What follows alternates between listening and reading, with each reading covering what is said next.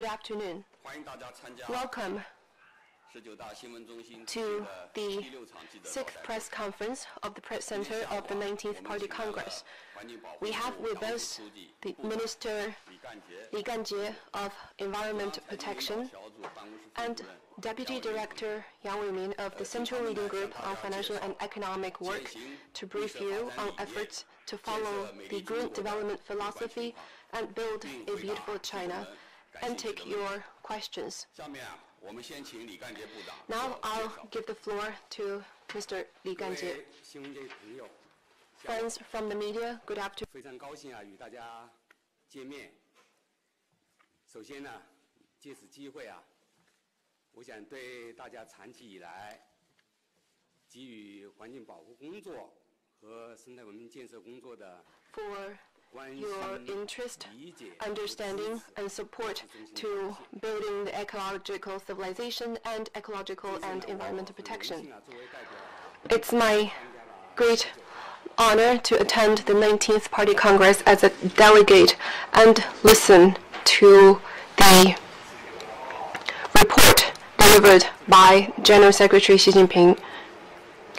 The report is a very important one.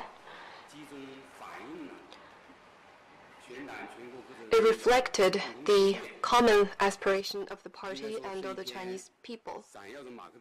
It is an epoch-making report that is beaming with the truth of Marxism. And it is also the party's political declaration and program of action to accomplish the great struggle, great project, great cause, and great dream in a new era of socialism with Chinese characteristics. The report gave a comprehensive overview and priority plans on building ecological civilization and environmental protection. And we, in this line of work, are greatly inspired by the report. We fully endorse the report and will do our utmost to implement the guidance and plans. Here, let me make a briefing. Since the 18th Party Congress, the CPC Central Committee with Comrade Xi Jinping at the core has carried out a lot of groundbreaking work with fundamental and long-term significance and brought about historic, transformational, and systemic changes in environmental protection, both in thinking and in practice. Notable progress made in building ecological civilization in the past 5 years have been the best period for ecological civilization, with the most profound awareness, unprecedented efforts, and fastest and greatest progress. First, we have never had a deeper understanding of ecological civilization. The whole party and the entire nation have embraced the concept of green development, and fewer people neglect environmental protection. Second, we have made unprecedented efforts to prevent and control pollution. We wrote out plans on prevention and control of air, water, and soil pollution. These are 3 major action plans. And we declared war against pollution. Wastewater and garbage treatment and other environmental infrastructure have been built at a faster pace.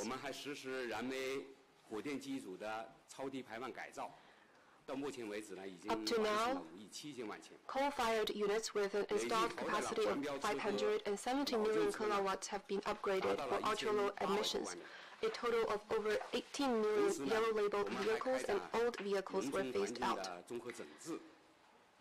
Comprehensive environmental improvement projects have been carried out in more than 110,000 villages, benefiting nearly 200 million local residents. Major ecological protection and restoration projects were carried out smoothly. Third, there have never been so frequent introduction of policies and institutions. The Central Leading Group on Comprehensively Deepening Reform approved over 40 specific reform plans in this field, which has played a strong boosting role in promoting green development and improving environment quality. Fourth, law enforcement supervision has never been so stringent. We have formulated or amended environmental protection law, law on air pollution prevention and control, law on water pollution prevention and control, law on environmental impact assessment, law on environmental protection tax, and law on nuclear safety. The law on soil pollution prevention and control is submitted to the Standing Committee of the National People's Congress for deliberation. The new environmental protection law came into force in 2015, and some new measures and mechanisms have played an important role in urging the businesses to abide by law. Fifth, the environment has been improving at an unprecedented pace. In 2016, the average PM 2.5 concentration in Beijing, Tianjin, Hebei region, the Yangtze River Delta region, and the Po River Delta were brought down by over 30% compared to 2013. The ratio of acid rain areas dropped from a record high of 30% to 7.2% last year. In the past, the ratio was pretty high. It was over 30% in the 1990s, and now it has come down to 7.2%. In addition, the extent of pollution, the intensity has also declined. The share of surface water sections under National Monitoring Program recorded with a quality of grade 1 to 3 was up to 67.8%, and forest coverage rate increased from 16.6% at the turn of the century to around 22%. In addition to solving domestic environment problems, we have also taken part in global environment governance.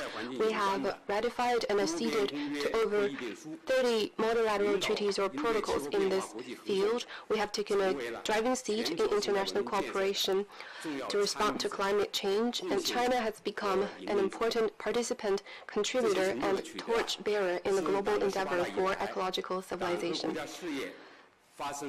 These achievements are an epitome of the historic changes of the party and country's cause since the 18th Party Congress. It has laid the foundation and boosted our confidence in future work. While fully recognizing the past progress in this regard, the report of the 19th Party Congress has laid out a series of new thinking, new requirements, new objectives, and new plans on this front. On new thinking, the report made clear that harmonious coexistence between man and nature is an important part of developing socialism with Chinese characteristics in the new era, and made important assessment, including building an ecological civilization is vital to sustain the Chinese nation's development, and man and nature form a community of life.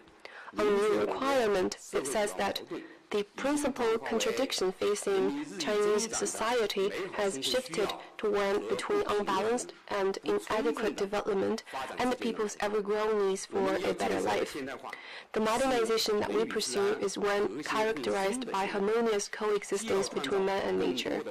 In addition to creating more material and cultural wealth to meet people's ever-growing need for a better life, we need also to provide more quality ecological goods to meet people's ever-growing demands for a beautiful environment. On new objectives, the report noted that by 2020, we will continue our campaign to prevent and control pollution.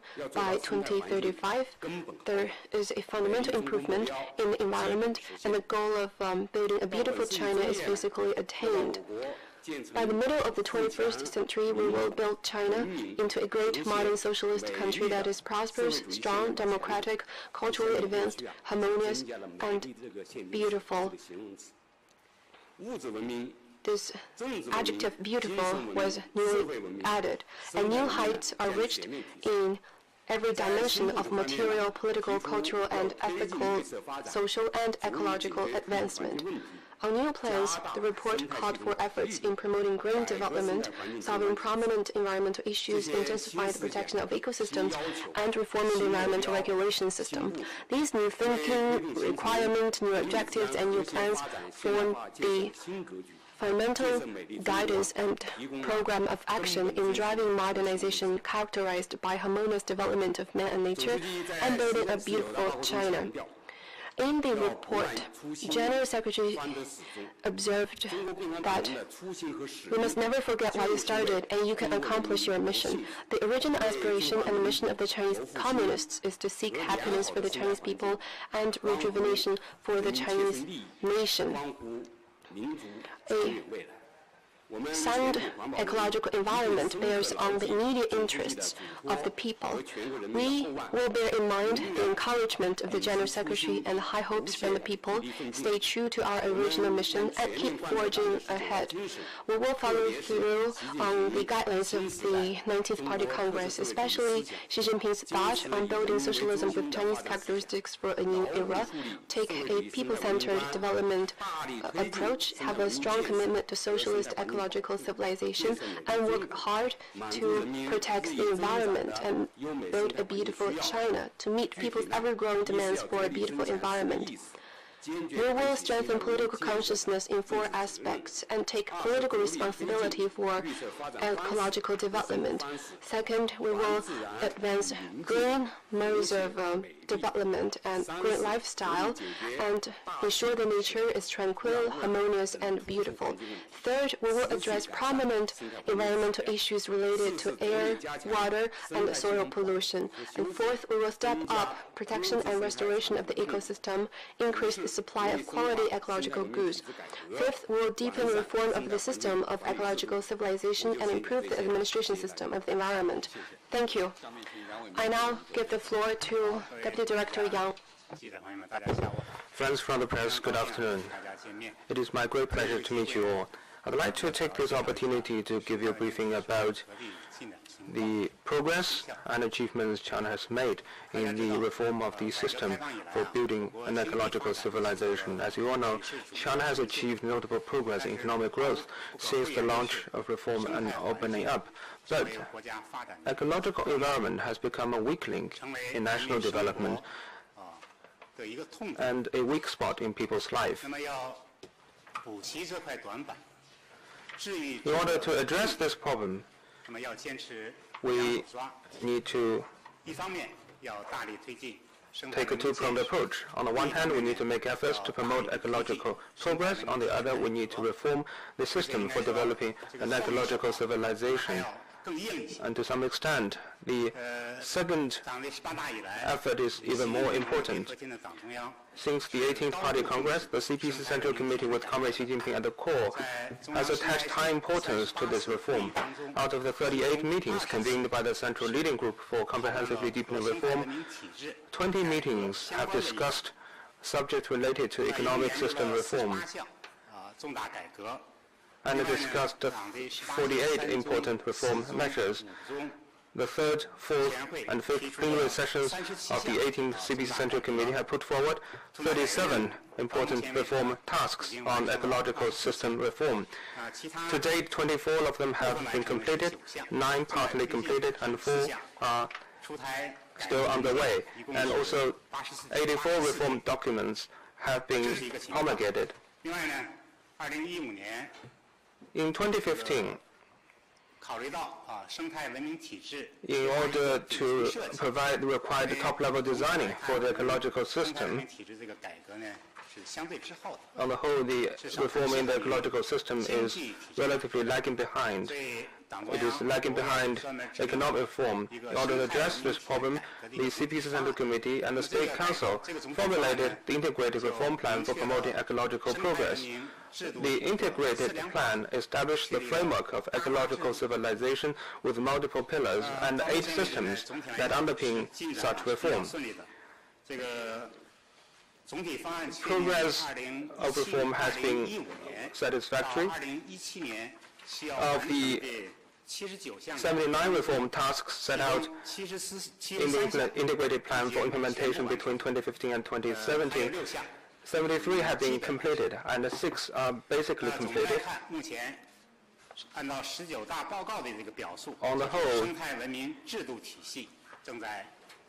the system for developing an ecological civilization is rapidly taking shape. The reform in the system for the popular rights of natural resource assets is making advances. The system for the protection of territorial spatial development is strengthening. The pilot reform for the spatial planning system is launched in full scale. The system of total consumption regulation and comprehensive conservation resources is strengthening. The system for payment-based use and ecological compensation of resources is moving forward. The reform of the environmental governance system is stepping up. And also the system for environmental management and ecological protection system is under construction. The system for the evaluation, performance, and accountability of civilization, ecological civilization, is being put in place. The building of ecological civilization is a profound transformation in China's history of development, and the past 5 years since the 18th Party Congress have witnessed the most intensive, fastest, ambitious, and productive reform in the ecological system. This demonstrates a historic transformation in the course of the party and the state, and also a historic transformation in China's system for the development of an ecological civilization. For example, China's constitution stipulates that all natural resources are owned by the state and by the whole people. However, except for mineral resources, the public ownership of natural resources is not fully protected and clearly defined. This system has remained untouched for more than 60 years since the founding of the PRC and more than 30 years since the launch of reform and opening up. And under the current CPC Central Committee with Communist Xi Jinping at the core, reform has been launched in this area with a focus on determining the ownership and improving the management system. Although it will take time to complete the building of this system, the historical process has already been initiated. In the past, all localities were pushing for infrastructure development, industrialization, and urbanization. But this is not consistent with the law of economics and nature. We have pushed for the building of the functional zoning system and urged all regions to pursue development following the requirement of prioritized, focused, restricted, and banned development. For example, Beijing is a prioritized development zone. General Secretary Xi has proposed to relieve the non-essential functions of Beijing as capital, which is a new approach to intensive and efficient development, and also a new model for the development of regions with population density and heavy economic functions. So this is like a reconstruction of the capital city, which is as important as the reconstruction in Beijing in Yuan, Ming, and Qing dynasties. And this is something that will have centennial importance. In the past, almost all the departments involved in natural resources management had set up nature reserves under their own administration, such as forest parks, national parks, scenic spots, and geological parks. These reserves are large in size. They cover the same proportion as that of the United States. The United States only have more than 300 million population, but China has 1.3 billion population. But regulation in these nature reserves is not in place, and some exist only in name. Under the leadership of the General Secretary, we have approved the setup of several pilot national parks for Sanjiangyuan, 123,100 square kilometers, the National Park for Siberian tigers and leopards, 14,600 square kilometers, the Nature Reserve, a National Park for giant pandas, 27,100 square kilometers, and the national parks for Qinanshan Mountain, 50,200 square kilometers. And the purpose of these national parks is to return 2% of China's territory, 215,000 square kilometers in total, to the nature, to the giant pandas, Siberian tigers and leopards and Tibetan antelopes, and leave more pure land to our future generations. So this is something of historic importance for the Chinese nation. Another problem is the overlapping in spatial planning. And one piece of land may be allocated for different purposes by different departments. This is also a problem that we had long hoped to resolve. As you know, spatial governance system is an important part of the state governance system. But what is the basis of a spatial governance system? Spatial planning is that basis. But spatial planning must be well coordinated and unified. There should be only one spatial plan for the whole country. So our General Secretary has called for integrating different kinds of spatial plans into one single plan in different counties and cities. One blueprint and one plan for each county and each city, and one blueprint only.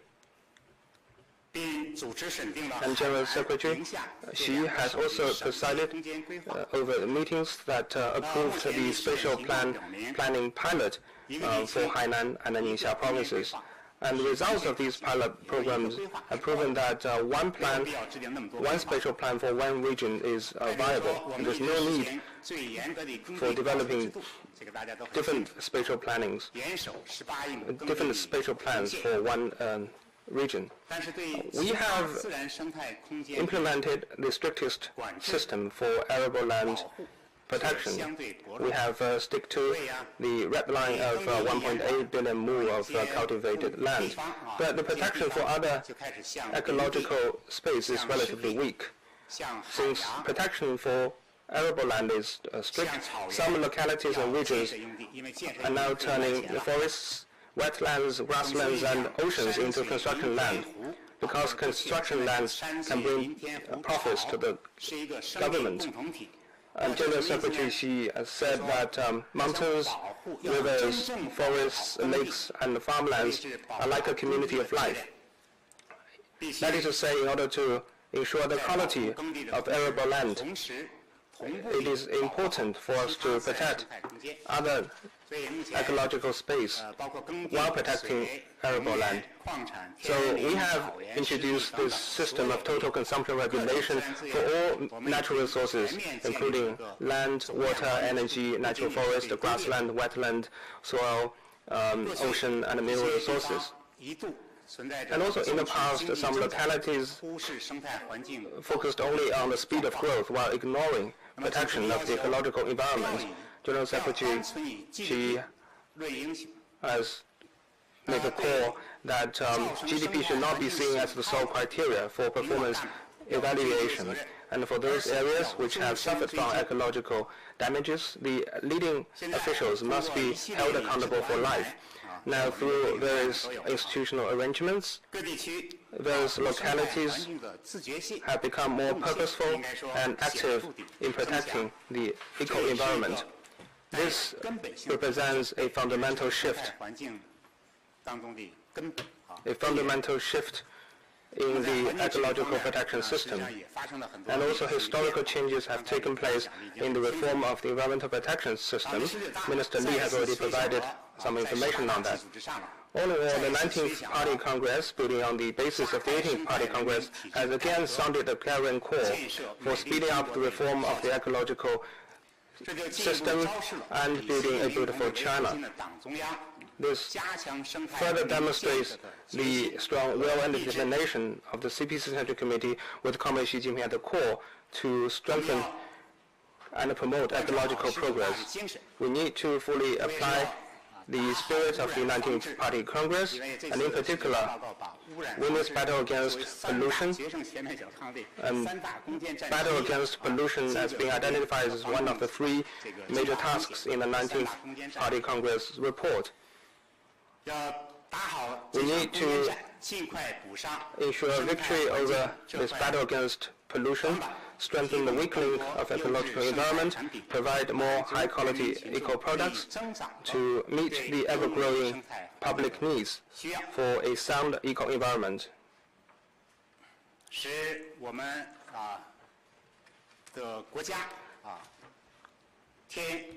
So that our country will enjoy bluer skies, clearer waters, greener mountains, and our people will be able to see stars at night, hear birds chirp, and achieve harmonious coexistence between man and nature. And this is my opening statement. I'm ready to take up your questions. Thank you. We will now move into the Q&A part. Please identify your media affiliations before asking your questions.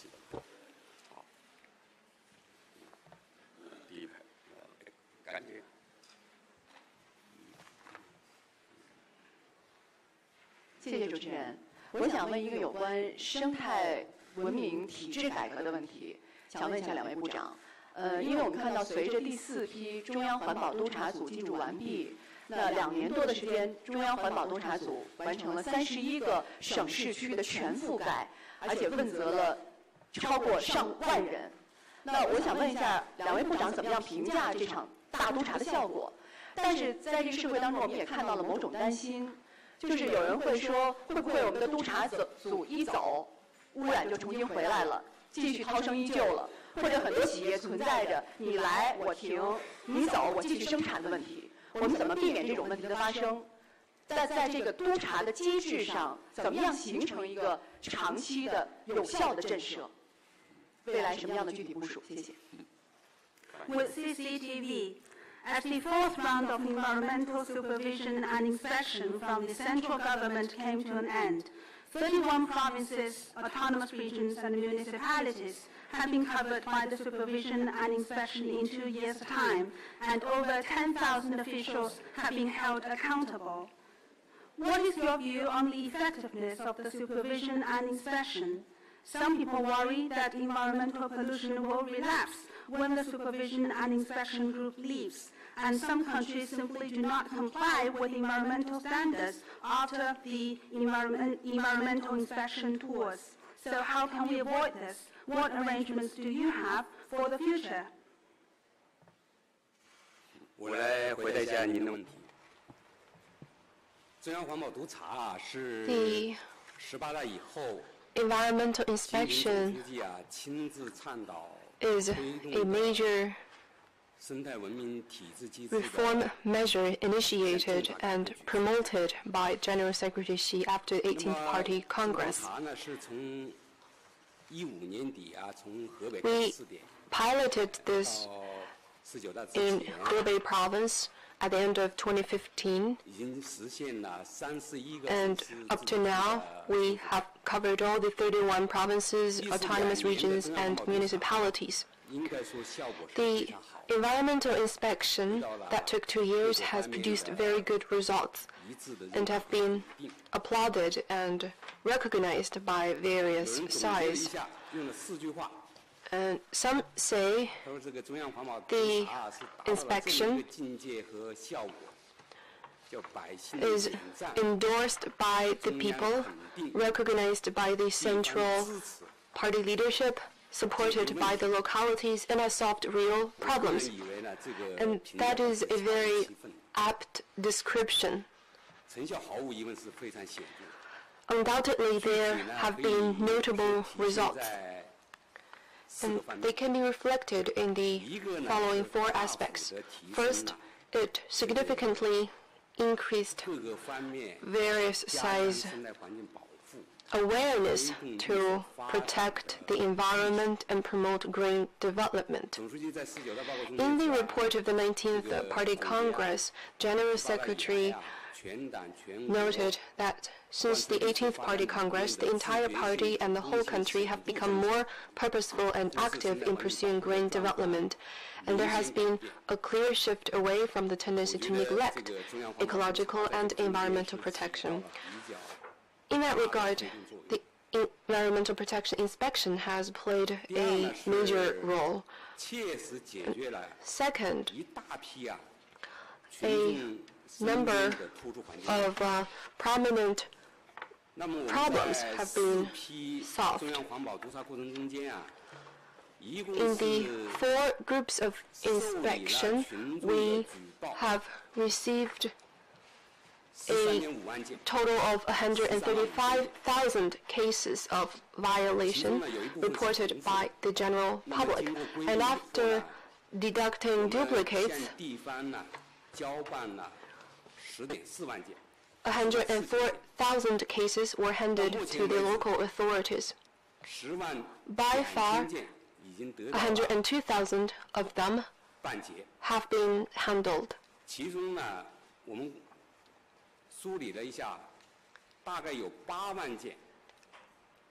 Which helped to solve over 80,000 environmental problems that concern the people, such as waste, foul smell, lamp black noise, black and smelly water, and pollution from enterprises.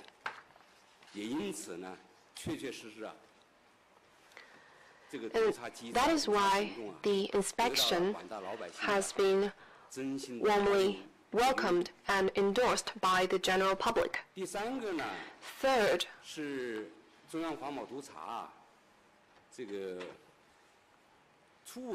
the inspection has also helped to advance industrial structure transformation and upgrading.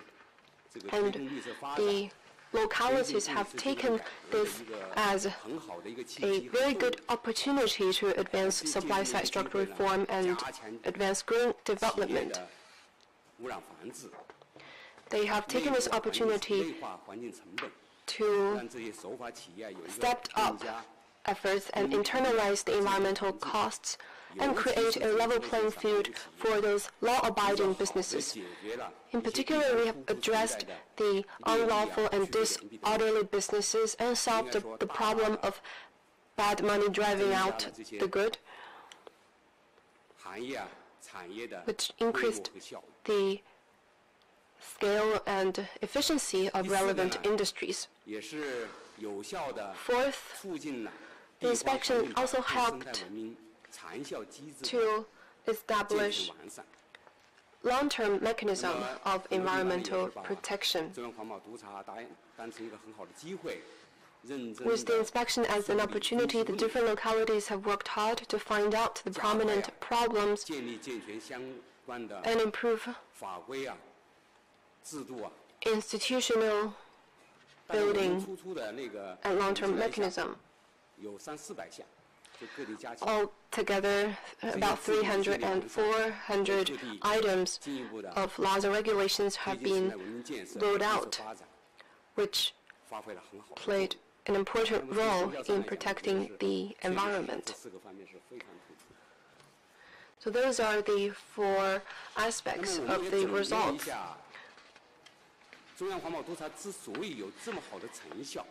The reason behind such good results is mostly in the following 4 features. First, we have taken a people-centered development philosophy, and we have taken very seriously the people's interests. Second, we have enhanced the political consciousness in 4 aspects and ensured political commitment. Third, the party committees and local governments are held equally responsible for environmental protection. Fourth, we have taken a problem-oriented approach. Fifth, there is full information disclosure so that it can be put under scrutiny by the general public. Basically, all the cases or these have been made public. And sixth, we have had a serious accountability system. These 6 features are also our successful experience.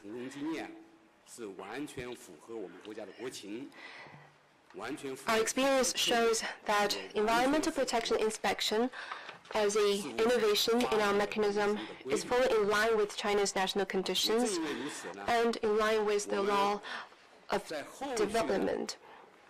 In our future inspection, we will continue the good practices and also in other fields. This practice, this approach can also be borrowed in other aspects of environmental protection. Our achievements have also demonstrated the historic achievements and changes over the past 5 years in the party and country's cause.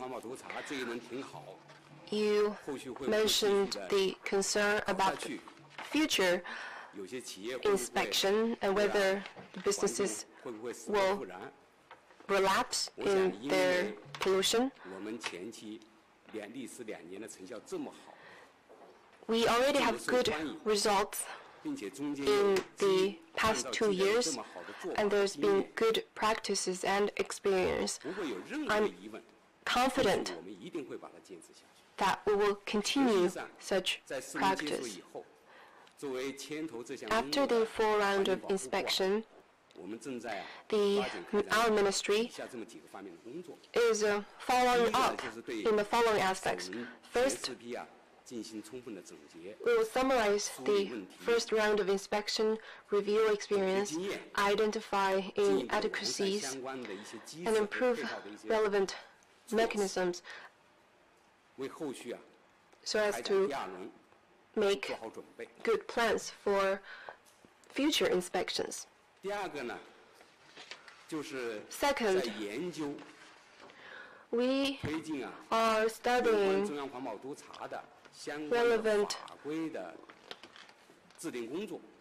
legislation on environmental protection inspection and make it more law-based and better regulated so that it will continue in the long term. Third,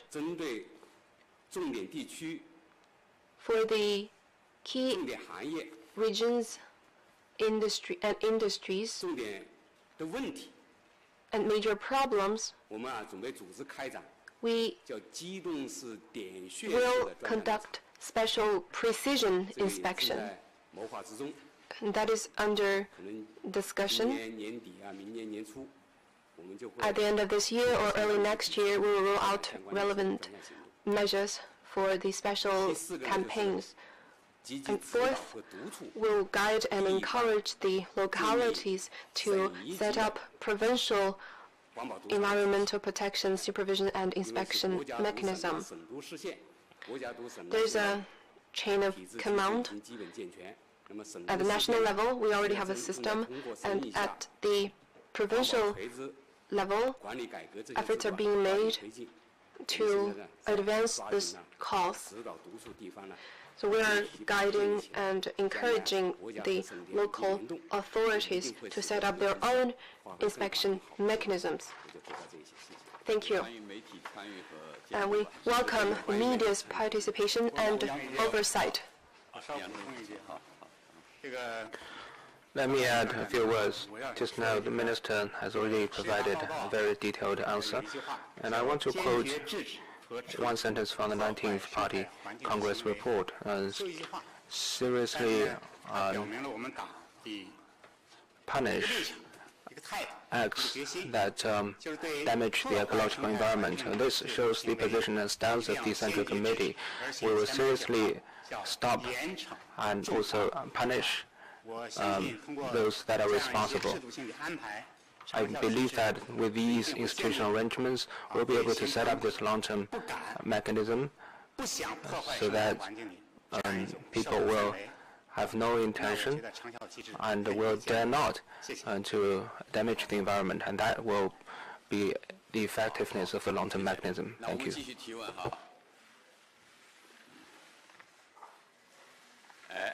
对，那位外部记者女士，对，是你，是吧？话筒，对。谢谢主持人，非常感谢这机会，我是《华尔街日报》的记者。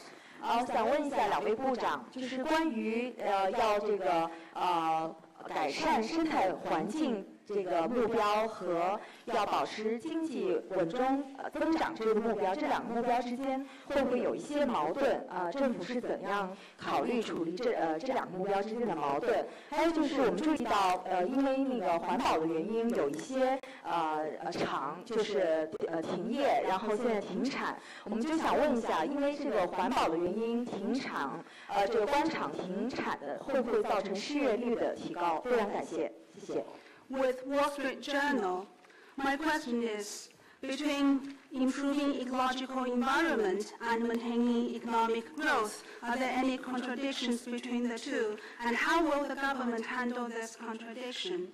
We have also noted, due to our efforts to protect the environment, some funds have suspended their production. Will that raise unemployment rate because of this? Well, let me answer your question first. 前天把这个在新闻发布会上 The day before yesterday, at the press conference, I noticed there was also one question for the chairman of, or the minister of the NDRC. It was a question from Reuters. It was a question on the relationship between environmental protection and GDP, whether environmental protection efforts will have any impact on GDP growth. I think the minister provided a very good answer. It is impossible that such efforts will have not even any impact on economic growth. But over the long run, in terms of a larger picture, the impact is minimal.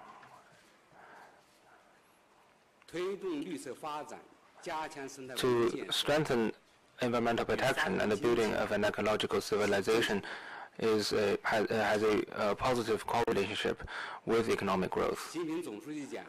General Secretary Xi Jinping has said on several different occasions and in the 19th Party Congress that it is important for us to foster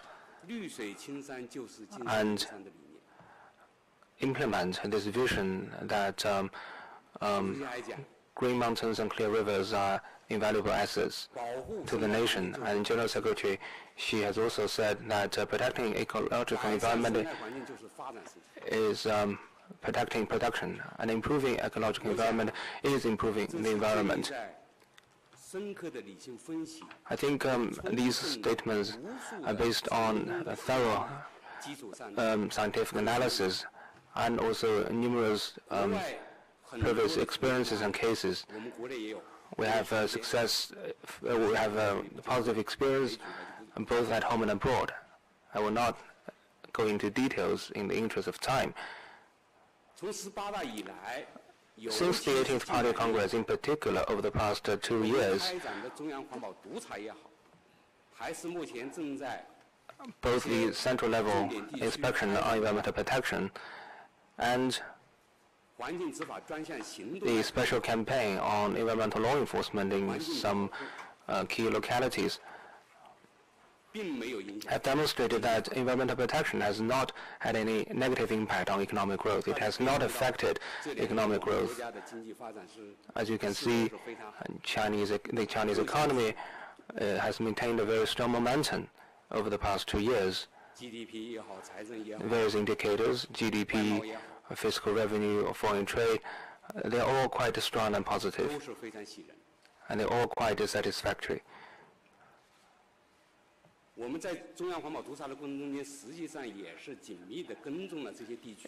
conducting central inspection on environmental protection, we have followed the statistics and economic indicators of localities, and we have found that these regions and localities are not affected by the environmental protection campaign.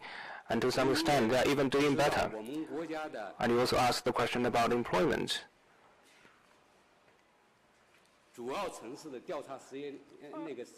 As you know, the surveyed unemployment rate in China has dropped to the lowest level in recent years.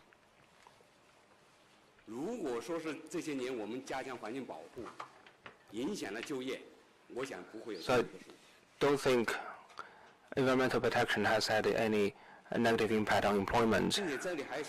Otherwise, we would not have such a low unemployment rate. And also, while strengthening environmental protection,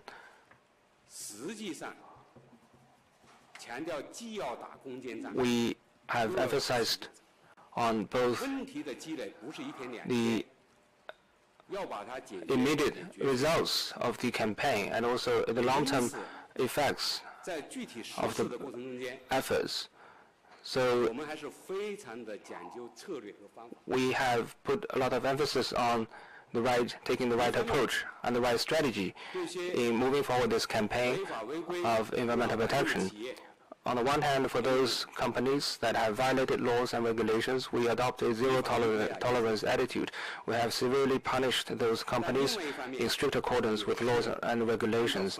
On the other hand, we have taken a classified guidance approach, and we have introduced different policies and measures for different industries and handled relevant issues on a case-by-case basis. Some media reports recently said that we are taking a one-size-fits-all approach. And I want to reaffirm that we are firmly opposed to any one-size-fits-all approach in strengthening environmental protection. We are opposed to this approach, even if some localities have had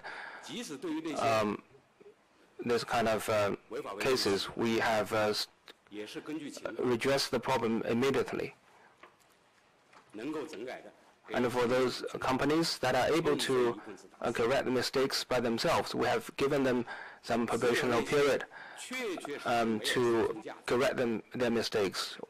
We have not taken sweeping measures to close down all companies that have violated laws and regulations. And only those companies that have no hope of correcting their mistakes and going for green production will be ordered to be closed. And it is because of the approach that we have taken, our campaign has won the support of all quarters, including companies and the local governments. And that is also the reason why, in my view, there is a positive correlation between environmental protection and economic performance. The environment is improving and the economy is not negatively affected. Thank you. 先给第三排这位吧。好。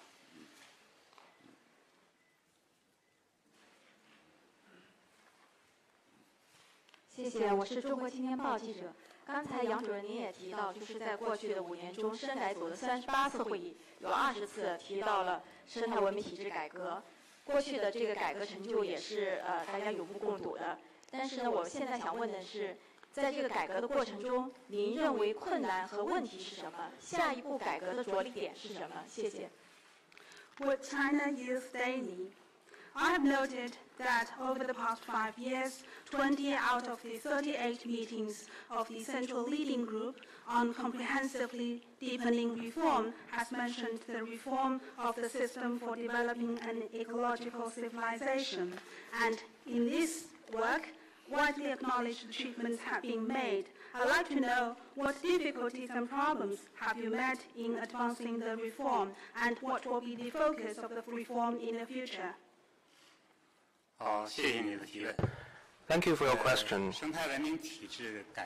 Reform of the system for developing an ecological civilization is very much experimental. As I said just now, on the whole, economic reform is progressing relatively fast, while the reform of the ecological system is relatively lagging behind. And many of our reform measures have no precedents to follow in the world. There's no ready experience to follow. Functional zones is one example. No country has ever set up any functional zones. And also the balance sheet of natural resources assets. No country has done that before. As we can see from the progress of reform, there are indeed some problems to be resolved. Some reform tasks are being implemented in a slow pace.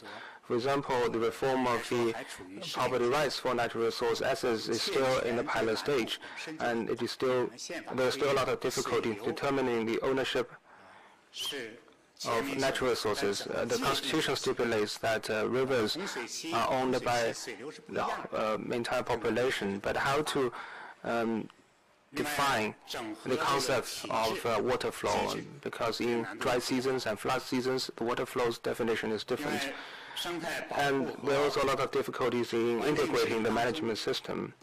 The problem of overlapping functions of different departments in ecological protection and environmental governance is not fundamentally resolved yet. And following the arrangement and plan of the 19th Party Congress, we will make further efforts to push forward reform in this area. And some of the reforms implementation need the amendment and revision to the relevant laws and regulations.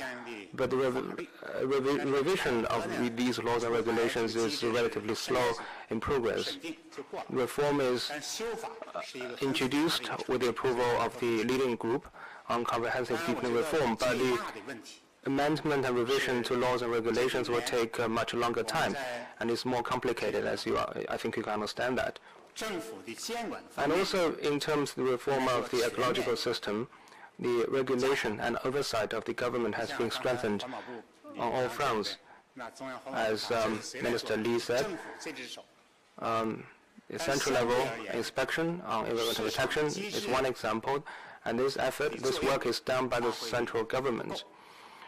But compared to the role of the government, the role of the market is not yet fully mobilized, and we need to develop and introduce more incentives for companies to reduce their pollution.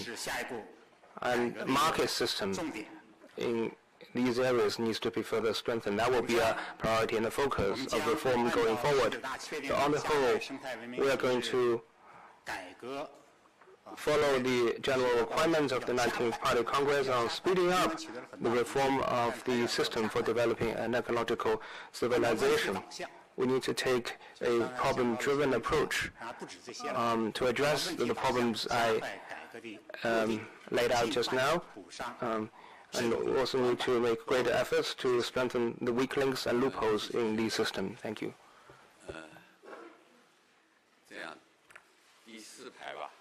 那位，对，男士，刚才第四排那位，那行，第三排那位男士吧。好。谢谢主持人。你好，我是中国气象报记者。这个问题是提给李部长的。我们知道今年年初的时候，气象与环保两部门是对外表示，将研究针对雾霾天气的两部门的联合预报预警的发布机制。那么我想问一下，这项工作目前的进展情况是如何的？我们也注意到，在19大报告中，总书记再次强调了要打赢蓝天保卫战。那么您认为目前面临最大的挑战是什么？谢谢。I'm with China Meteorological Daily. Early this year, the China Meteorological Administration and the Ministry of Environmental Protection said that we will release a system to send precautions against the smogs soon. I'd like to know what progress has been made in this area. And as General Secretary Xi Jinping said in the report to the 19th CPC Congress, we need to win the battle to defend our blue sky. I'd like to know what is the biggest challenge in doing so. 谢谢你的提问啊。Thank you for your question. 这个大气污染防治要做好。To prevent and control air pollution, 首先，这个预测预警的这个工作要做好。 first and foremost, we need good forecast 预 and 测预警要做好呢， monitoring and early warning 两个方面 system. 缺一不可。一个呢，就是要 And to do that, first, 污染排放的情况要把它摸清楚。 we need to make 第二个 clear 呢，就是 the 把气象 discharge or the pollutant emission. And second, we need to make clear the meteorological conditions. 关键在这两个方面，排放多少， Those are 气 key 象什么情况 to the monitoring and 要把预测预 forecast 警这项工作要做好的话，离不开我们环保部门跟 In other words, there needs to be 紧密合作。 good cooperation between the meteorological authorities and the environmental protection 2 agencies. 年呢，我们的预测预警呢， In 预测 recent 预报工作 years, 越来越好。我觉得 the 最重 forecast 要的、 and warning system, 最关键的一条 is 就是 getting 我们环 better. 保部门跟气象部门啊， the 开展 key 了非常 lies 紧 in 密、 the very 足有 close 成效的合作。 and effective cooperation between 可 the 能大家不知 two 道，实际上每 agencies. 一天， On a daily 尤其是 basis, 进入秋冬季以后， especially in 我 autumn 们 and 气象部门的专 winter, 家和我们环保部门的专家，他们有一个机制， meteorological and environmental protection experts have a 发挥各自的特长。 meeting mechanism to analyze 因 the 此啊，大家注 weather 意到，至少我是 and put 因 their 为我现在坐 insights. 在这个位置上是特别关注每天的情况。 and I pay particular attention to the air 预测的情况 quality 跟 each 实际 day. 发生的情况是非常吻合的。 The 这也 forecasts 说 are 明 pretty 了 accurate, 侧面印证我们两家合作的成 and 果。 that is a reflection of the good cooperation between the two 但气象 agencies. 部门跟环保部门还有其他的一方面，也需要开展合 And 作。 of course, in other areas, we also need good cooperation, which is under discussion 双方 and is being promoted. I'm confident that with our joint efforts, 相关的工作方面取得 we 更 will 好的、 make 更加明显的成果。 even greater progress. 关于你提到的总书记在19大报告中间， On the second part of your question regarding 要持续实施大气污染防治行动， the 打 guidelines 赢 in the report that making concerted and continuous efforts to win the battle to defend blue sky, we need to win the battle, 实际上是意味着比过去啊有更高的要求。 which means there are higher requirements than in the past. And how do we do 我 that? 们呢，一方面在深入的学习领会总书记的讲话精神，另外呢，也 We 在边学习 are 边思考。 studying the guidelines in the report, and we are making actions, we are taking actions on the ground 来进一步的强化这项工作， to step up our work 确保啊，到2020年的 and make sure that by 防治，尤其是大 2020, 气 pollution prevention and control, especially air prevention and control, 明显 will 成效的一个标志就是我们 have 在13 notable 环境保护 results. 规划里边设定的目标一定要实现。 That is, we must accomplish the goals set out in the 13th five-year plan.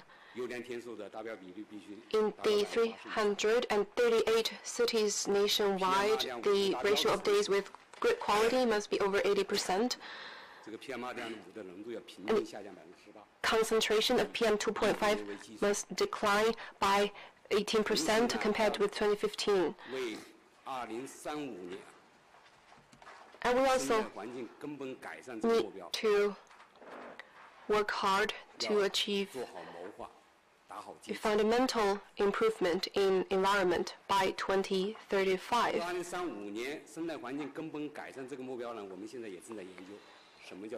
Actually, work has already been started on this front by a fundamental improvement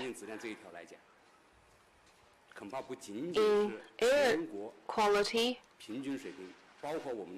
We need to have improvement on national average and PM 2.5 concentration. There must be a ceiling of 35 milligram,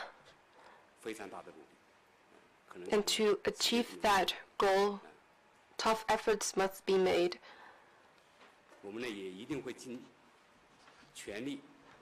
And we will do our utmost to achieve that goal,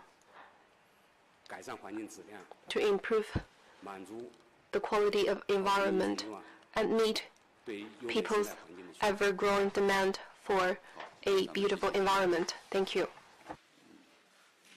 好，第6排那位吧。对，是的，谢谢发言人。凤凰卫视凤凰网提问，问题想请教李干杰先生。我们注意到大气10条在今年就进入收官之年，但我们也看到有些地方，包括北京这样的重点城市，可能离目标还是有差距的。那想请问环保部有什么样的后续的措施？我们也注意到，包括今年进入秋冬季以来，雾霾天气还是不断减少，是不是我们的关停力度不够，还是有什么其他更有力的措施？谢谢。With Phoenix TV, this is the last year for implementing the 10 measures for the prevention and control of air pollution. But till now, some localities, including Beijing, still fall short of meeting the targets set by the 10 measures. What measures will the Ministry of Environmental Protection take to ensure the targets will be made? In particular, in winter and autumn, some localities still have serious pollutions. So what measures will we take? 我刚才回答这个问题的时候呢，就大气的事已经向大家介绍了 Actually, 情况。 on the last question, I've already mentioned the action plan on air pollution prevention and control. 大气10条呢是 This 13年 action 9 plan 月份制定发布的， was promulgated in September 2013, 4年多一点 so 的时间。 it has been enforced for 应该说4 about 4 年 years. 多点时间呢，这个显示出来成效还是非常明显的。 Over the past 4 years, there have been notable results and progress. 从而说明呢，大气10条 It also 确定的思 demonstrates 想和 that 方向是 the 对。 approaches and orientation in the action plan have been effective. 执行也是 There 非常有 has also been good enforcement. 正因为如此呢，4年以来是取得了比较明显的成效。 That is why we've had notable results over the past 4 years. Let me share with you 第一个呢 3就 sets of 是 figures. 全国的 First, 338个地级城市，因为大气10条对 among the 338个地级城市338 prefecture level 16 cities 年相比13 at or above 年 prefecture level, PM10 同比下降了15.5%。 the average PM10 concentration 第二个数 in 呢是 2016 3大 dropped 区 by 15.5% against that of 16年相比 2013. 2013年是同比分别下降了 And in the 33%、different localities, 31.3% 和 PM 2.5 concentration dropped by 京津冀是33%， 33%, in Beijing, Tianjin, Hebei region, 珠三角是31%。 by 31.3% in the Yangtze River Delta and 31.9% in Pearl River Delta, compared with that of 2013. 4年的努力呢，我们优良天数的比例啊， Without 是从 efforts, 60.5%增加 The 到了 ratio of days with good air quality was 4.2% last year, up by 13.7 percentage points against 2013. The percentage of days with heavy pollution was 3%, down by 5.6 percentage points against 2013. So those three sets of figures have demonstrated the good results since the adoption of the action plan. But that said, we still have many challenges in preventing and controlling air pollution. First, on the whole, the pollution is still heavy and is far short of people's expectations. Among the 338%, the less than 1/4 of the cities have good air qualities throughout the year. The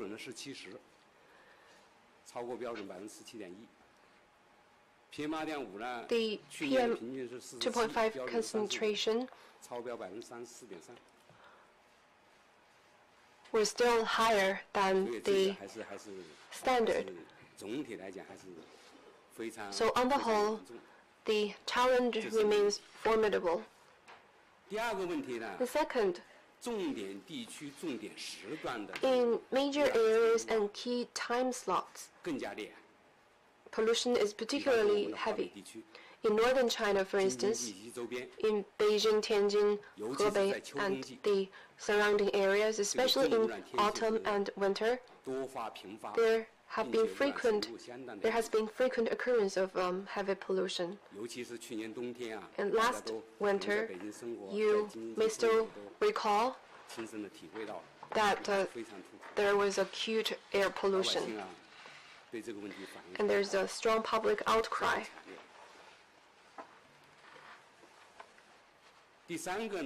Third, despite the progress and improvement over the past years, on the whole, the progress is not enough.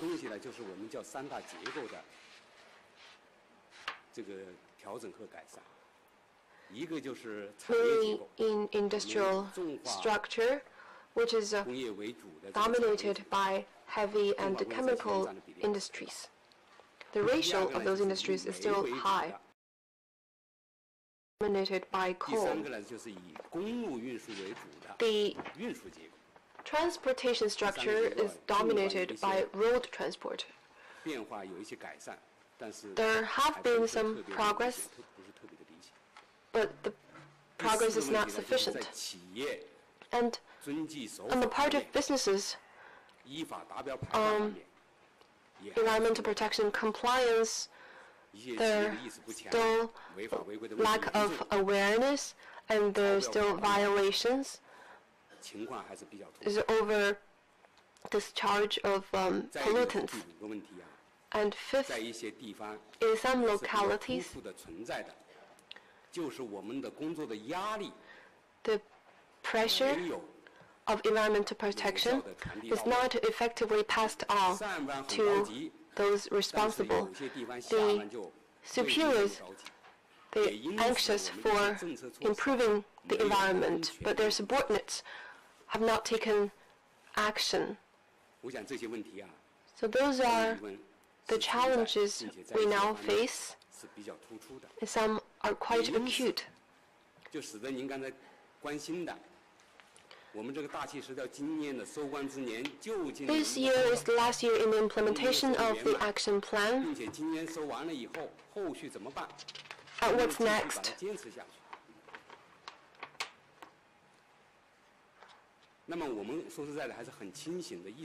We are soberly aware of these challenges, and we will follow the guidelines of the central leadership to ensure a success of the last year of the implementation of this action plan.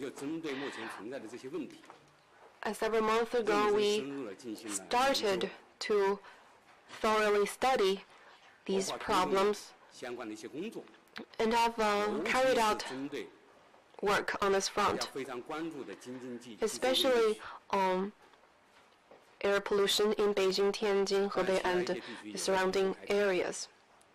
Work in other areas has also been carried out. The problem here in this area may be the most acute.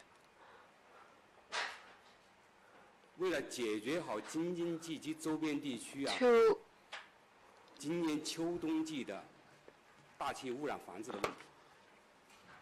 prevent and control air pollution of this region in autumn and winter this year, we have, together with Beijing, Tianjin, Hebei, Shandong, Henan, Shanxi, and their authorities, rolled out an action plan on comprehensive treatment of air pollution in autumn and winter in Beijing, Tianjin, Hebei, and the surrounding areas, 2017 to 2018. We also have 6 special plans that have been published. We have also held a press conference to make some introduction. This is what we call the 1+6 system. It has been implemented and is delivering.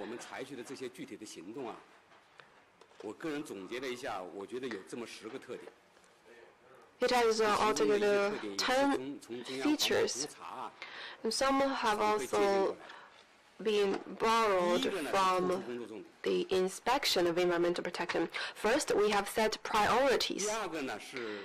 Second, we have taken a systemic and holistic approach. Third, we have made sure the tasks are detailed. Fourth, we have held the party committees and local governments accountable. Fifth, we have sent capable personnel. And sixth, we have strengthened technical support. For each municipality, we have an experts team to pair up with them to go to those municipalities and give guidance on air pollution prevention and control. Seventh, we have stepped up coordination.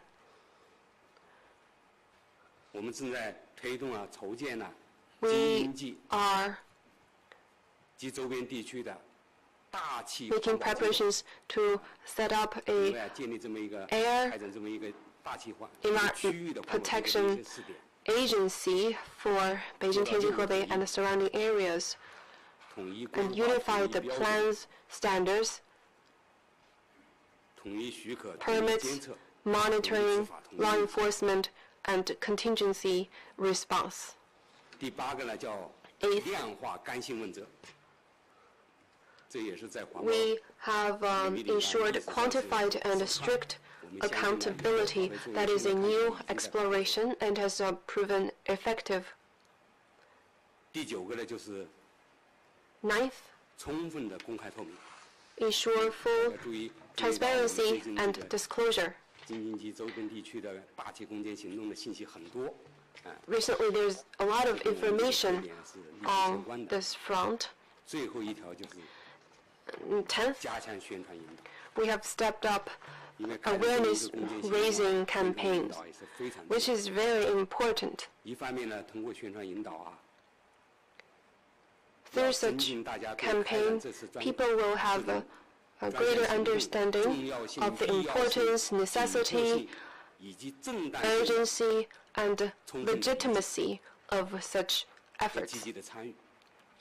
And they're also encouraged to take an active part. And on the other hand, it will also help to shape public expectation for the treatment of PM 2.5 and PM 10. We need to take immediate efforts and bear in mind the long-term plans. We need to have resolve and patience. But we should not be overly anxious for quick results. The problems were not created in one day, so the solution also takes time. We are advancing the various work according to the plans. Starting from September this year, we will continue our efforts by March next year. And this is not a one-time thing, one-off thing. It will be continued in the future. And these special campaigns, these measures, are not a one-off campaign or movement. Instead, it is an exploration of long-term mechanism. They have proven effective, so we will continue with these efforts. Thank you. For each municipality, each prefecture-level municipality, there is an experts team paired up with them.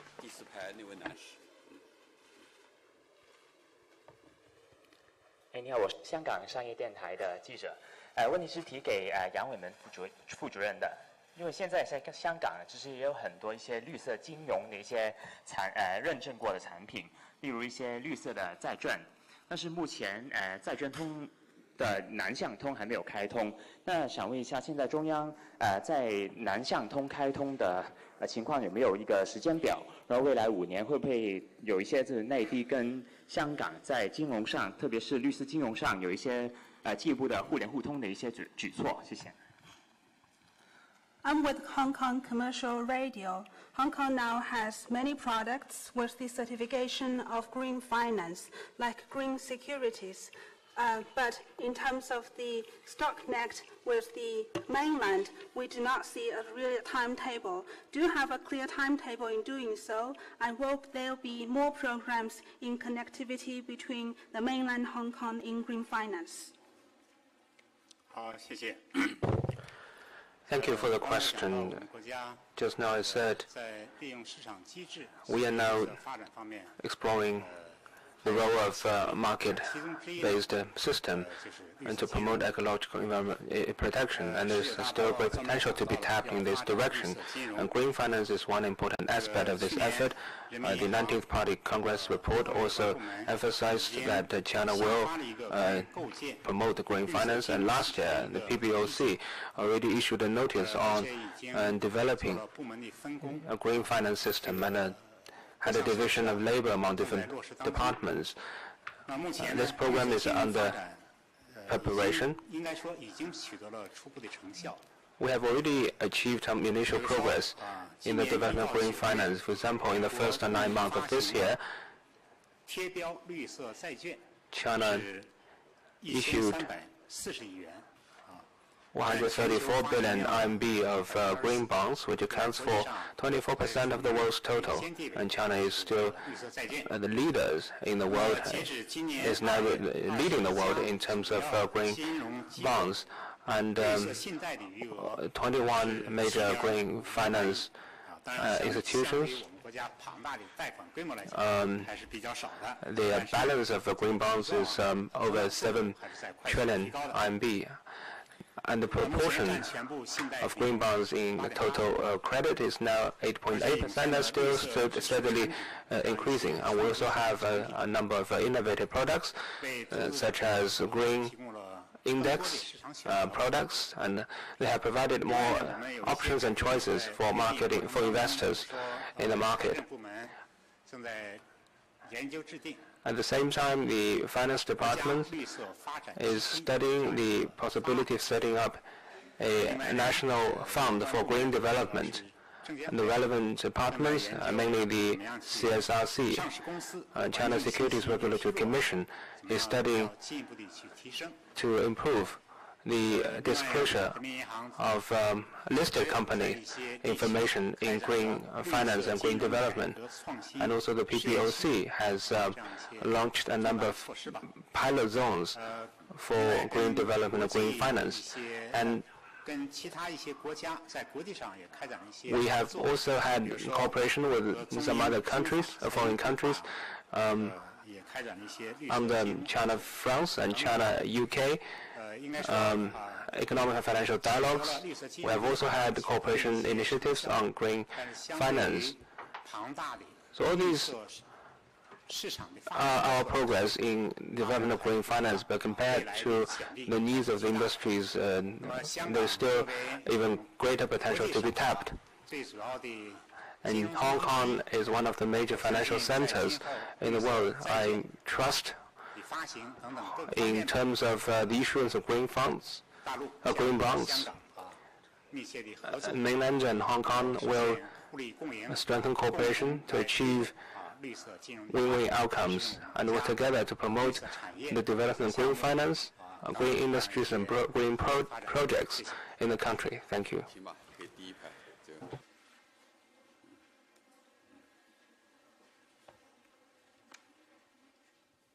感谢主持人。中华合作时报记者提问。那总书记在19大报告中提出，令三农鼓舞的乡村振兴战略。那我注意到，既有无论是江苏省供销社在全省推进的农药零差率统一配供，还是河北零售等关于畜禽、粪污资源化利用而推进的1、2、3产业融合，其实都和乡村建设密切相关。那么不知道乡村振兴战略近期是否会出台详细的方案或规划？那这其中根据农业面源污染近5年所取得的成效，是否又会开展一些新的举措？谢谢。哪个媒体？中华合作时报。中华合作时报啊。With China Corporation Times, General Secretary Xi Jinping pointed out in the report to the 19th CPC National Congress that we need to implement the strategy of revitalize the countryside, which is very encouraging to the farmers and the countryside. But we have seen a number of programs produced in Jiangsu province, Hebei province, like the integration of the primary, secondary, and tertiary industries. I'd like to know, are there specific programs in implementing the strategy of revitalizing the countryside? And in the recent 5 years, we have seen a number of specific measures to treat the rural non-point pollution. Are there more programs to be rolled out? 杨主任说。我先说一下。简单说吧。对，我简单说。因为这个乡村振兴战略啊，生态环境的改善。Rural revitalization strategy and environmental and ecological management is definitely an important part of the strategy. And in the improvement of rural environment, the Chinese government and the governments at all various levels have all along attached high importance to this issue. And our efforts have produced some initial results. As I said just now, we have implemented the campaign of overall management of rural environment. If my memory is correct, this program started in 2008. 37.5 billion RMB has been allocated by the central government under this program, and over 200 million rural population has benefited. And this program has helped resolve some of the issues close to people's life, like sewage and urban wastes, domestic wastes. And this program has provided a strong impetus for ecological protection, and we are going to continue with this campaign in the future. And the relevant department has already made and set out the target to complete this program in 200,000 villages, which is 1/3 of the total number of villages in China by 2020. We're also strengthening the supervision and oversight on the pollution in the rural environment to prevent the transfer of pollution from urban area to rural area. That was one of the priorities for our efforts. And also in the overall and comprehensive utilization of stocks, chemical fertilizers. In these areas, the Minister of Environmental Protection is working with the Minister of Agriculture to improve our efforts. And I'm confident that the environment in the rural area will also improve together with the environment in the urban area. And the ecological environment in the rural area will become better, and we'll be able to meet the ever-growing needs of the rural population for a better environment. Let me add to what Minister Li said. The rural revitalization strategy is one of the highlights of the 19th Party Congress report, and it is another important strategy for the rural area, following the strategy of building a new socialist countryside, and is aimed at improving issues concerning rural population, agricultural production, and the countryside. And I'm sure that specific implementing steps will be made under this strategy, following the logic. Next year at the meeting of the Central Leading Group on Rural Work, and some specific plans and measures will be introduced. I'm not personally in charge of this, but I think that will happen next year. In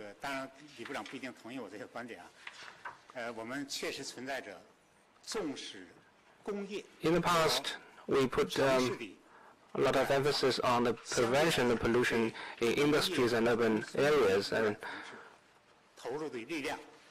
but we were not paying enough attention and devoting enough resources to the prevention of pollution in the rural areas. But over the past 5 years, the situation has notably improved.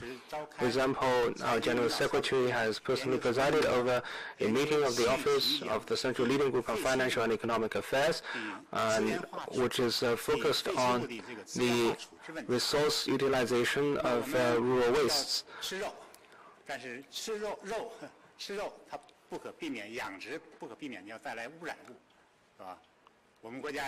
Meat is an important part of our diet. In order to provide meat for the population, animal husbandry needs to be developed, and animal husbandry produces wastes and pollution. And if these pollution are not treated, they will be discharged into lakes and rivers and cause a lot of pollution. So the relevant departments have already designated certain areas that are forbidden for animal husbandry. And also, in order to address this problem, we are promoting the resource utilization or treatment of animal wastes. Actually, animal wastes are a very important source of methane, which can be further generated, processed into natural gas. And there are a lot we can do in this area. And the resources transformed from animal waste can also be used to help improve the life of the rural population. Some of these resources can be used as a source of heating for the households in the rural area. In the meeting presided over by General Secretary, he heard a report from Zhejiang Province. The experience of Zhejiang Province is very useful and inspirational for the whole country. And some of these their experience can be replicated by other provinces and other regions. And the wastes of the rural production can also be used as fertilizers, and that is one experience of the Zhejiang Province. And I think going forward, all the relevant departments will follow the requirement of the rural revitalization strategy and to put equal emphasis on the protection of urban and rural environments and address the problem of rural pollution.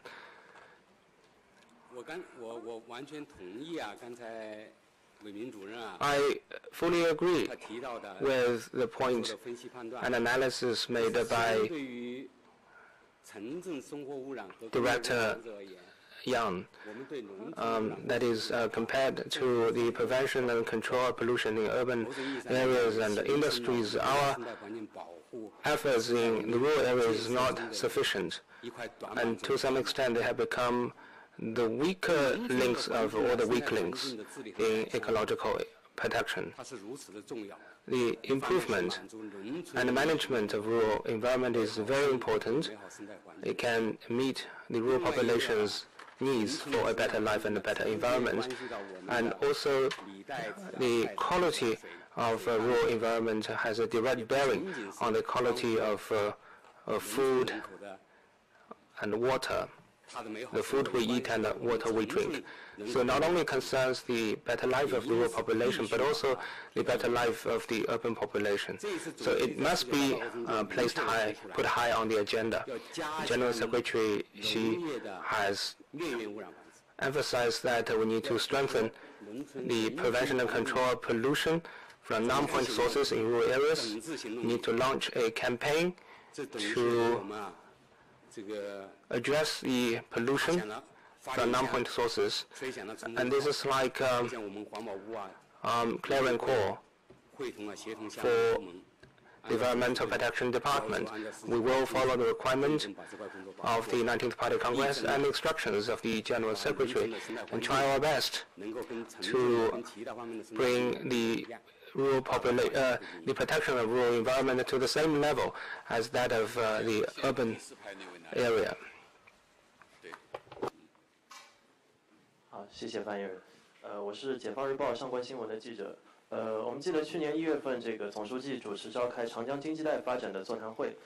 他在会上指出，这个当前和今后相当长的一段时间的任务，是要把修复长江生态作为一个压倒性的位置，摆在一个压倒性的位置。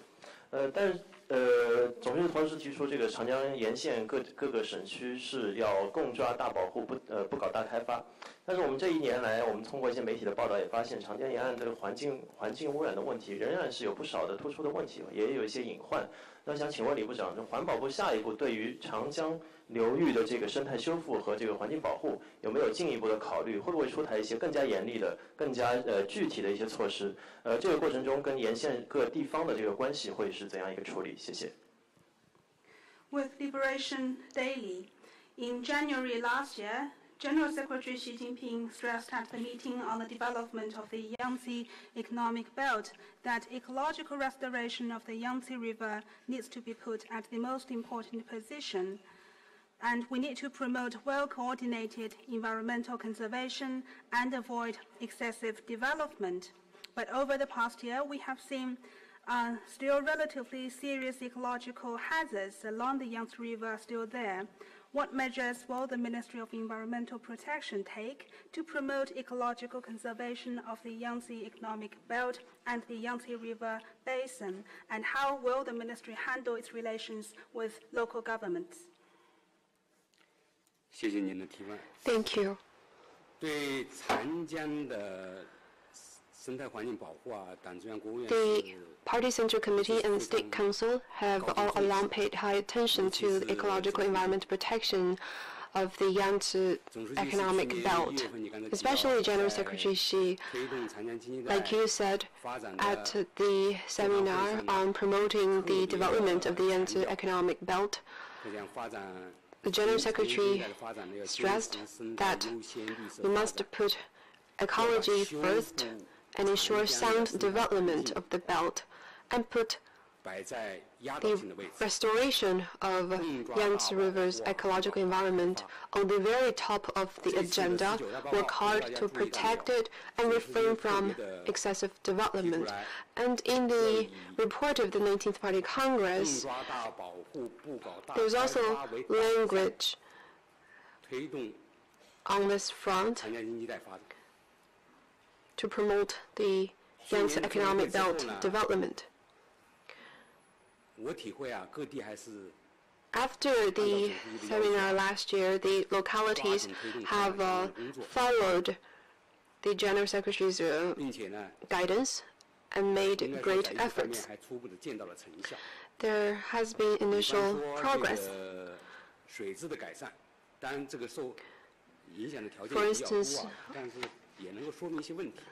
the water quality has improved. In the first 9 months of this year, the share of good water quality section went up by 4.3% against the same period of last year. And that is no easy achievement because there's no major change in the meteorological and conditions. The share of water quality section under category 5 dropped by 0.8 percentage points. And that is a testimony of the efforts on the part of the localities. But like you said, along the Yangtze economic belt, there are still acute environmental challenges. And this is a major weak link. The task remains formidable. The challenges are, first, there is still huge infrastructure deficit in water pollution treatment. Even in cities, there is this deficit, let alone in rural area. And second, along the belt, there's intensive heavy and chemical industries with major environmental hazards. Third, the pollution of non-point sources in rural areas is particularly prominent. And fourth, in the shoals, wetland, and other ecological systems, the damage is huge and has compromised the restoration capacity of the ecosystem. So those are the problems that we face.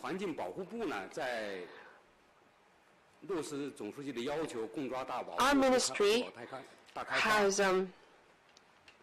followed the General Secretary's guidance and carried out the following aspects of work. First, we have strengthened the top-level design of protecting ecological environment of the belt. Together with other agencies, we rolled out the plan for environmental protection of the Yangtze Economic Belt last July. This plan has laid out the has made the top-level design for environmental protection along the belt. It is distinctive from industrial plans. It has given priority to the water resource, environment, ecology. There's simultaneous development and development. There is a equal priority given to water resources, water environment, and water ecology. And that is a must if we are to improve the environment of the Yangtze River.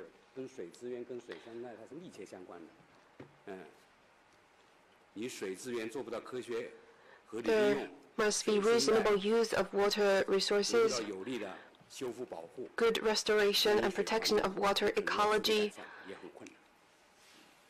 to ensure a good water environment.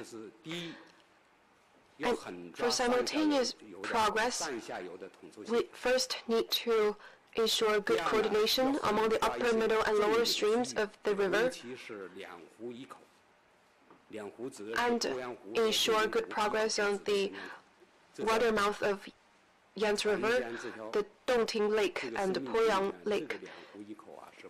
These three are extremely important in this ecosystem. And also, we need to carry out a number of major projects of ecological restoration and environmental treatment. And lastly, we need to explore new ways and institutions and systems. As Director Yang said, many of the reform in this area has provided strong impetus for our efforts.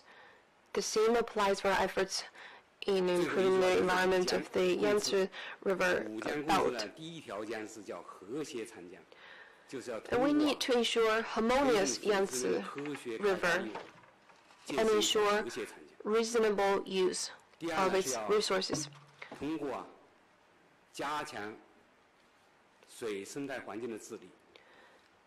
We also need to treat the water ecology and make the Yangtze River a clean one. We need to restore the water ecology and ensure the health of the Yangtze River.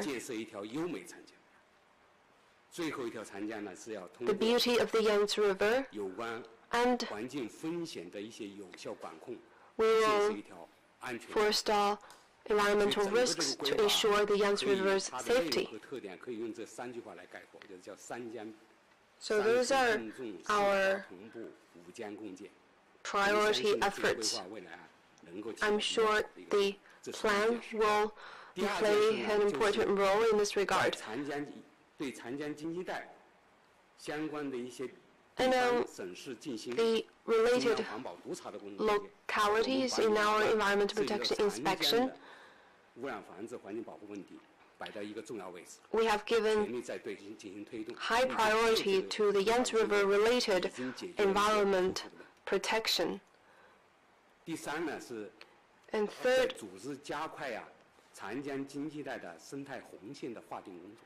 we have sped up the efforts to draw a red line for the ecology of the Yangtze River. So far, we have had initial achievements. We expect that by the end of this year, the provinces, regions, autonomous regions and municipalities will complete the drawing of red line at the provincial level. And also, we have worked to protect the source of drinking water of this belt. Within 3 years, for the 1,320 places above the county level, there will be overall improvement.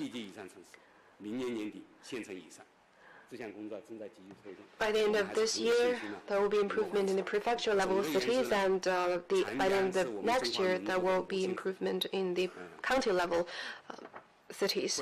The Yangtze River is our mother river. It is extremely important.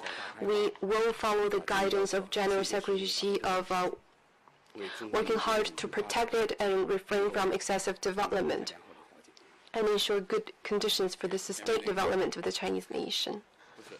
第三排，对，一直在举手。好，谢谢主持人。我是来自浙江卫视的记者。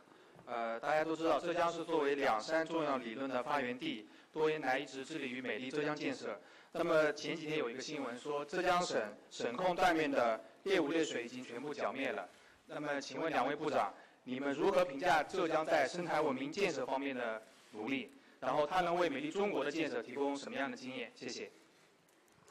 I'm with Zhejiang Satellite TV.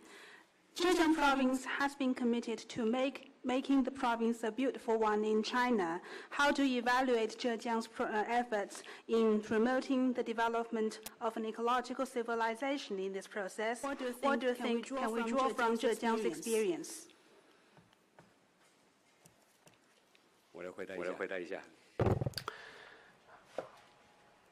2周之前，大概3周之前吧。3 weeks ago, the Ministry of Environmental Protection, together with Zhejiang Province,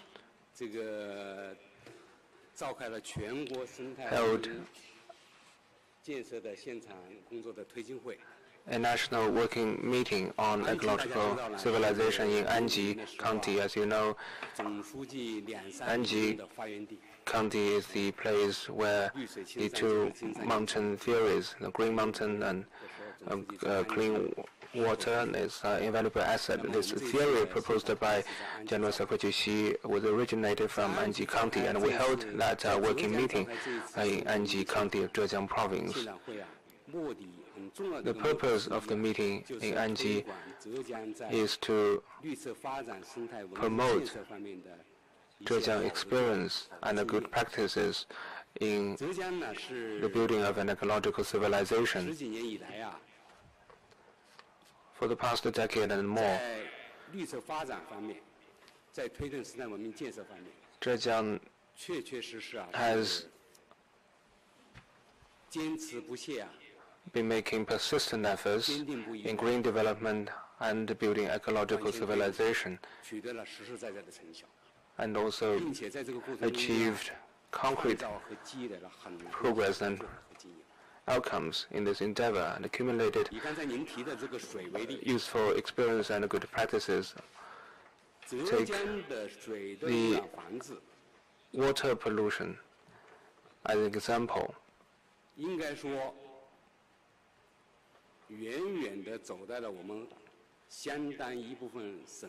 Zhejiang is a front runner in the country. It has been ahead of many provinces in the country.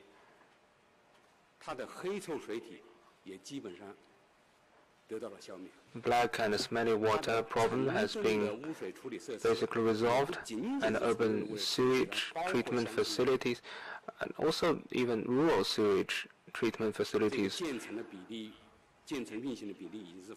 are quite developed, and there's a high proportion of water treatment facilities in Zhejiang province that is up and running. This has a lot to do with the importance attached by General Secretary Xi when he was the party secretary of Zhejiang province, and his successors, other party secretaries of Zhejiang province, have also put a lot of attention, given a lot of attention to environmental protection, and they have many good practices.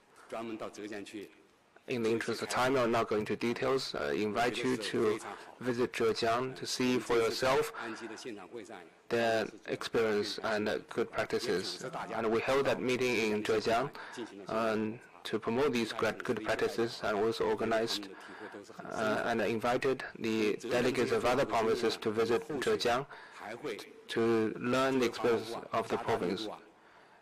As far as the Ministry of Environmental Protection is concerned, we also promote the experience of Zhejiang to other regions, and not just in water pollution prevention and control, but also in other aspects of ecological protection. I trust that these good practices and experience will produce the same good results in other provinces as in Zhejiang.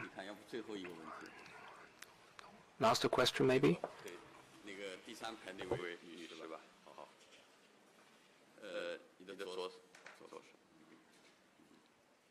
谢谢主持人，我是来自中新社中新网的记者。我的问题是有关这个土壤污染的。就是在近期，我们看到有一些报道是说，在中国的一些城市出现了这个土壤重金属的污染。我们都知道，这个土壤的质量可以说是跟我们食品安全也非常相关。那么想请问一下，咱们下一步有什么新的举措来治理这个土壤污染？同时，怎么来保证咱们老百姓舌尖上的安全？谢谢。With China News Service, we have seen some reports about the heavy metal pollution in some cities. We know that soil pollution concerns the food safety of the public. What measures do you have to ensure food safety and treat soil pollution so that the food safety of the people can be ensured? 土壤污染呢，确实是 Indeed, soil pollution prevention and control is very important, because soil pollution concerns the safety of our food and the water that we drink, And compared to air quality, soil prevention control of soil pollution is even more complicated and difficult. Therefore, we need to attach high importance and make great efforts to promote work in this area. Since the 18th Party Congress, we have promulgated 3 10-point plans. One of them is on soil pollution. In 2013, it was the 10-point plan on air quality, 2015 on water quality, and last year we promulgated the 10-point plan on soil pollution and soil quality. The relevant work is moving forward rapidly and has already produced some initial results. And I can share with you 2 progresses. First is about 2 foundational work of the 10-point plan on soil quality. One is in the formulation of standards and regulations compared with the air pollution and water pollution. Our efforts in this area is relatively weak, and to some extent there's a vacuum to fill in this area. And since the promulgation of the 10-point plan, we have made some very encouraging progress. The draft of the law on the prevention and control of soil pollution has been submitted to the National People's Congress, and the first round of deliberation has been completed, and also the relevant supporting measures and the methods are under formulation or have already been promulgated. For example, the methods for the management of soil environment in polluted land lots, and also the methods for the management of soil environment in rural lands have been promulgated. And second foundational work is the survey of soil pollution. Without detailed information about the situation on the ground, it will be impossible for us to carry out the prevention control of soil pollution.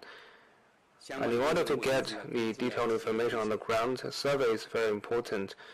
And the 5 ministry departments, including the Ministry of Environmental Protection, have promulgated the overall plan for the survey of soil pollution in the country and started the survey on the full scale. And also we are making progress in 2 priority areas. One is the classified management of rural land. The Ministry of Agriculture has launched a pilot program on the designation of areas that are banned for production of agricultural produce in Tianjin, Liaoning, Hunan, Hubei. And also together with the Ministry of Finance and the Ministry of Land Resources, we have distributed the pilot program for crop rotation and fallow land. Pilot program under this plan has been launched in areas like Hunan province, and the other priority work is on the access management of construction land. Together with the Ministry of Land Resources and Ministry of Housing and Urban Rural Development, we have launched an information system for soil environment management of polluted land lots to achieve sharing of information among the 3 departments. And also in places like Beijing, Tianjin, Shanghai, the catalog of polluted land lots has been established, and the catalog of companies under supervision in soil environment management have been introduced in various provinces, municipalities, and autonomous regions. And another important aspect of the 10-point plan or regulations for soil management is pilot programs like technological pilot programs. We have launched technological pilot programs in 200 localities. Although the time point regulations was only launched 1 year ago, but but it is making smooth progress. And going forward, we will work with relevant departments to step our efforts, strengthen target evaluation, and try to achieve some early results in the prevention and control of soil pollution. Our bottom line is soil pollution or soil environment will not cause any serious risks to the food we eat, the water we drink, and also the health of the people. And we will step up efforts to restore the soil environment and improve the situation as quickly as possible. Thank you. In the interest of time, we'll bring today's press conference to an end, and this is also the last press conference hosted by the Press Center. I want to thank all of you for your attention, participation, and the coverage of the press conferences. We have the last group interview tonight. We will invite the deputies that are working in the field of environmental protection to the group interview. You can ask your questions to them as well. Thank you.